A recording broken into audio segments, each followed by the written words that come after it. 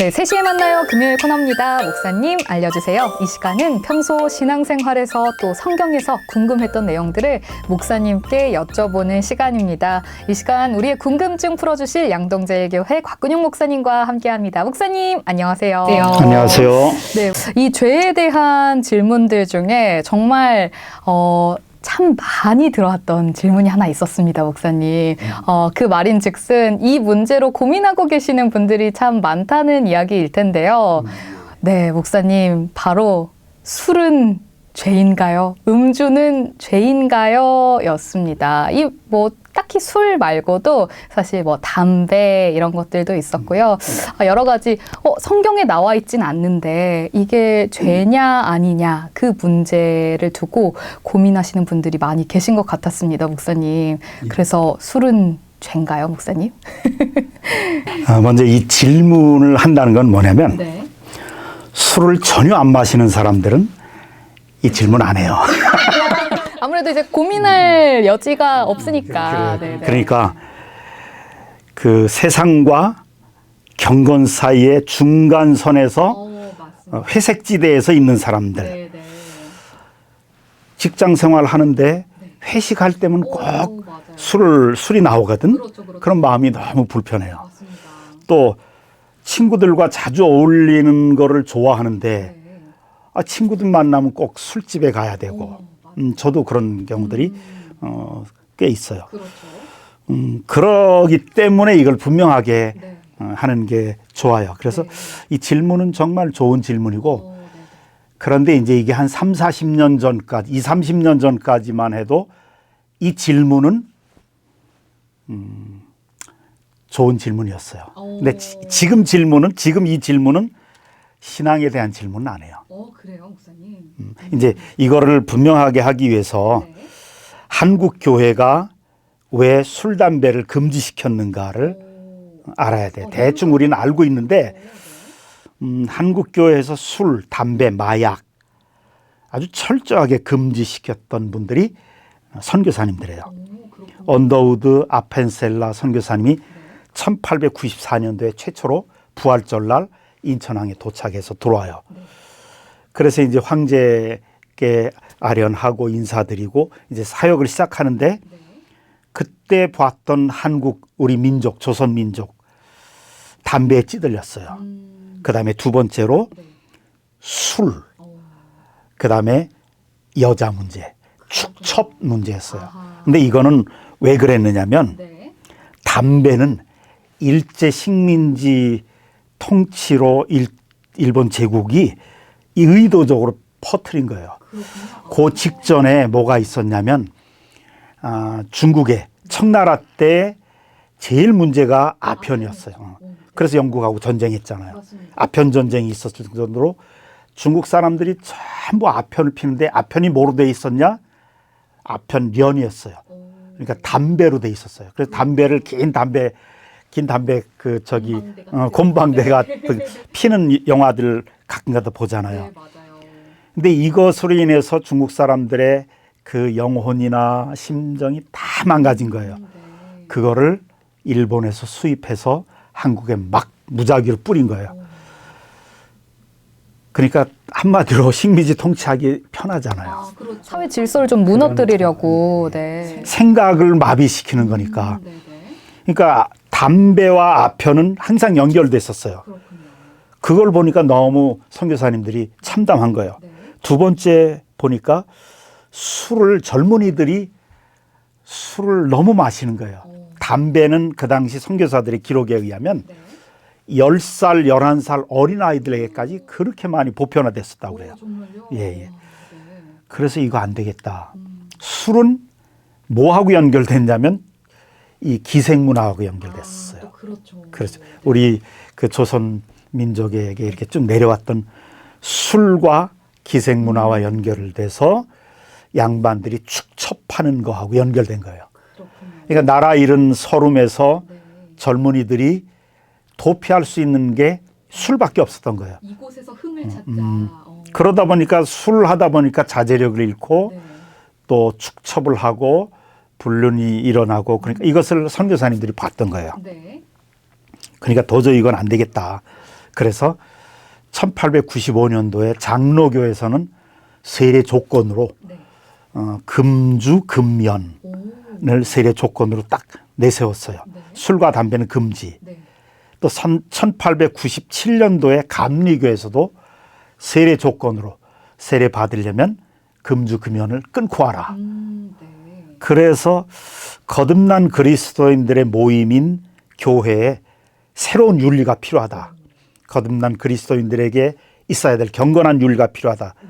하나의 규칙으로 율법이기보다는 네가 정말 예수 그리스도가 너의 인생의 첫 자리에 있느냐, 네. 예수 그리스도가 주인이시고 내 인생의 왕이시냐, 그러면 주님에게만 지배받아야지 습관되기가 가장 쉬운 담배, 술, 이게 습관이 되면 주님께 지배받는 게 아니잖아요. 그렇죠. 자유를 박탈당하는 거잖아요. 네네.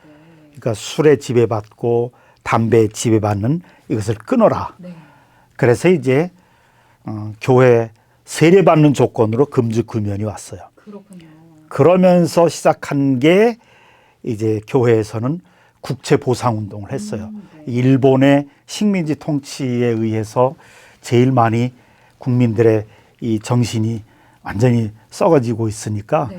그거를 빚을 갚아야 되겠다. 그래서 교회에서 국채 보상 운동을 하고, 선교사들은 이제 금주 금연을 하는 대신 뭐 하지 말라는 것들만이잖아요. 맞아요. 하라는 것은 없잖아요. 네네. 그래서 들여온 것이 YMCA, YWCA야. 네네. YMCA에서 야구, 체육 활동. 축구, 네네. 농구.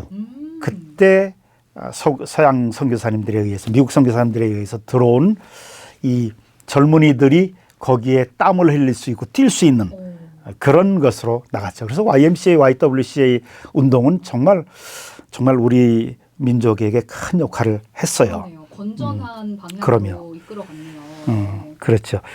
그리고 이제 교회에서는 축첩 때문에 네. 이제 간음을 아주 엄격하게 치리를 했어요. 그렇군요. 네. 그러면서 여자는 남자의 부속물이 아니다. 네. 그래서 여성 인권 향상을 위해서 가르쳤던 게 뭐냐면, 교회 나올 때 남편과 아내가 나란히 걸어서 와라. 손잡고 오든지 성경 들고 네. 나란히 와라. 근데 이거는 그 당시 아주 충격적인 영향을 끼쳤어요. 왜냐하면 그래요? 네. 우리 조선의 백성들은 항상 여자는 한 서너 걸음 뒤따라오잖아요. 그렇죠, 그렇죠. 완전히 부속물이었거든. 맞아요. 네네. 그래서 그러면서 같이 들어오도록 그런 어떤 그 행동에 있어서 변화를 주는 것이 교회가 정말 새로워졌다는 것을 알려주는 거였죠.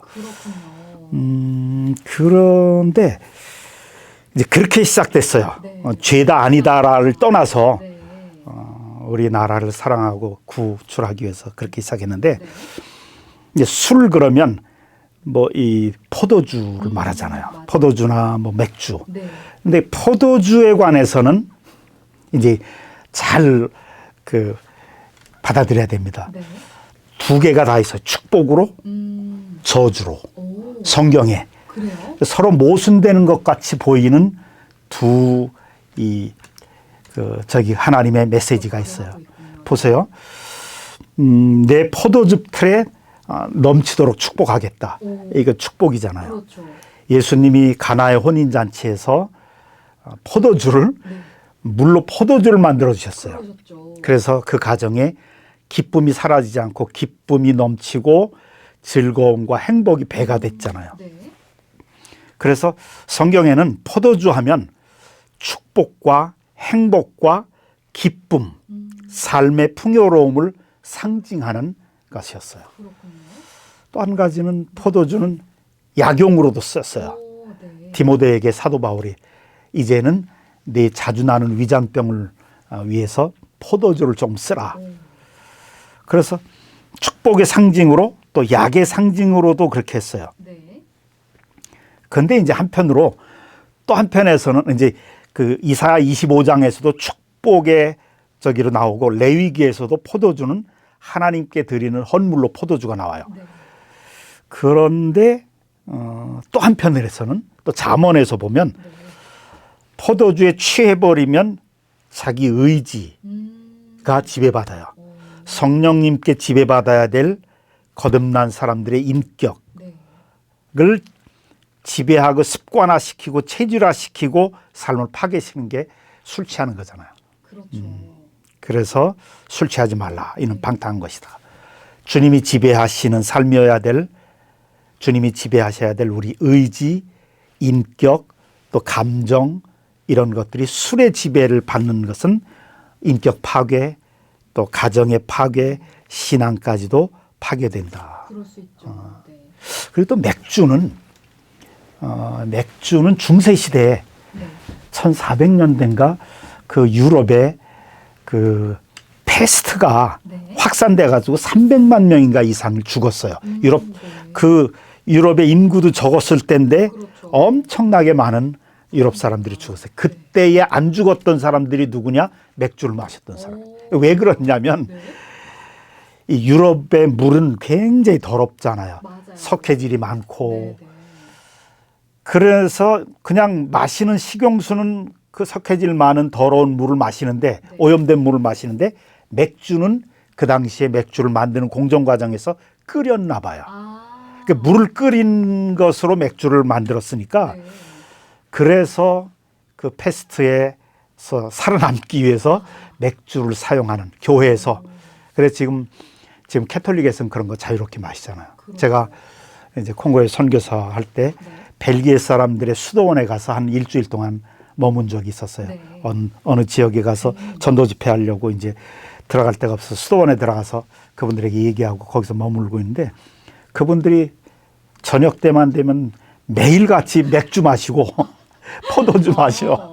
그러면서 아니 당신 우리 똑같이 하나님의 종들인데 당신은 왜 안 마시냐. 그래서 그분들은 좀 의아하셨겠네요. 그러니까 나는 개신교입니다. 기숙사 그 얻어 쓰는 처지에 강하게 반대는 할 수 없고, 그래서 저는 이렇게 해서 저는 안 먹습니다. 그랬던 기억이 나요. 그래서 하여튼 양쪽이 다 있어요. 그래서 제 생각은 포도주는 이제 술은 축복도 아니고 이 저주도 아니다. 그것은 내가 어떻게 컨트롤할 수 있는가 여기에 딸린 건데, 자 봐요. 이제 요즘은 세대가 확 달라졌어요. 그렇죠. 내가 이렇게 말한다고 칩시다. 예를 들어서 1940년대에 나는 교회 다녀서 첩을 안 둡니다. 나는 내 아내만 사랑합니다. 이러면 야 역시 교회 다니는 사람 달라. 다른 사람 다 하는데 그거 안 하고 교회 다닌다고 안 하고, 교회 다닌다고 자기 아내만 사랑하고, 아니면 예수 믿더니 이제 완전히 달라졌어. 이렇게 하나님께 영광이 돌려져요. 그렇죠. 그런데 요즘에 만약에 내가 저는 교회 다니기 때문에 다른 여자애는 신경 안 씁니다. 맞아요. 뭐야 저게 뭐야. 나 교회 안 다녀도 난 내 아내만 사랑해. 이런 사람이 수백만 수천만이 되는데 법으로도 금지되어 있는데 우리나라에서는 그러잖아요. 맞습니다. 술도 마찬가지예요. 옛날에 한 20, 30년 전에는 우리 한국의 회사 문화들이 술 상무라는 것도 있었고, 회사에 가면 회식 때 꼭 술을 마셔야 됐어요. 또 강제로 권했어요. 부어라 마셔라 그랬었는데, 그래서 크리스찬들이 참 힘들었는데 요즘에는 다 건강 때문에 안 마셔요. 맞아요. 문화가 바뀌었죠. 문화가 완전히 달라졌어요. 직장에서도 저 술 안 마십니다. 그럼 더 이상 물어보지 않아요. 맞아요. 회식 때도 강제로 뭐 부어준다거나 그런 건 거의 없어요. 그렇다가 괜히 뭐 고소당할 수도 있고. 그래서 또 담배도 마찬가지예요. 이게 통계에 의하면 담배는 한 70% 정도가 안 펴요. 뭐 아파트에서도 자기 집에서도 못 피는데, 그러니까 온 국민의 70%가 못 펴요. 근데 한 30년 전, 40년 전까지만 해도 70%가 흡연했었어요. 근데 지금 만약에 나는 교회 다녀서 담배 안 펴, 술 안 마셔. 옛날엔 통했죠. 그게 하나님께 영광 돌렸죠. 근데 지금은 그렇게 얘기하면, 난 교회 안 다녀도 술은 안 마셔, 담배 안 펴. 그럴 수 있죠. 그러니까 하나님 앞에 영광 돌리려고 얘기했는데 그게 아니야. 맞아요.